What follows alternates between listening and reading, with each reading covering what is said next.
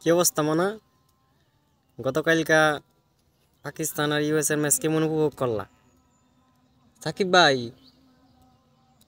Leader শান্ত, পাপন দাদু, তোমরা কি আছো এখানে? থাকলে সারা দিও। তোমরা তো কাছে পিকনিক করতে, তো পিকনিক শেষ করে তো তোমরা খেলা দেখতে পারো। খেলা না খেলো, না পারো, খেলা দেখো, কিছু শিখো। তো বেশি কিছু বলার নাই। তোমাদের আগামীকালকে খেলা শ্রীলঙ্কার সাথে।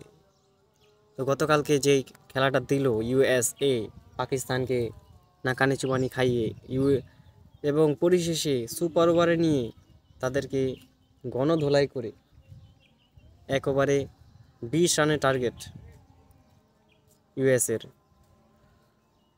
তো অসাধারণ খেলা, রেকর্ড করার মতো খেলা, চমক দেওয়ার মতো খেলা।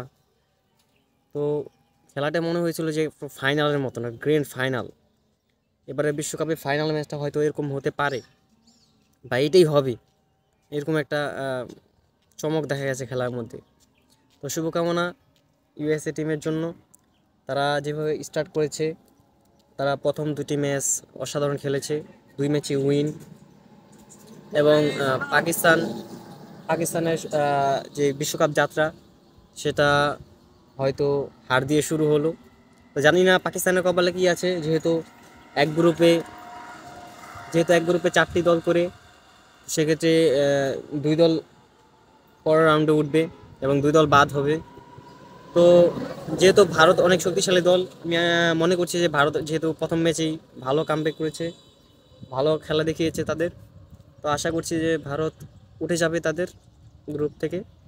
এবং ইউএসএ যেহেতু তাদের প্রথম দুটি ম্যাচে তারা চমক দেখিয়েছে, তাদের প্রতিভা দেখিয়েছে, তাদের পারফরমেন্স দেখিয়েছে, তারা ধারাবাহিকভাবে যেই পারফরমেন্স তাদের দেখাচ্ছে, অসাধারণ। ওরা চোখ জোড়ানোর মতো খেলা, তারা মনেই হচ্ছে না যে প্রথমবারের মতো তারা এই বিশ্বকাপ খেলতে আসছে, তাও ঘরের মাঠে।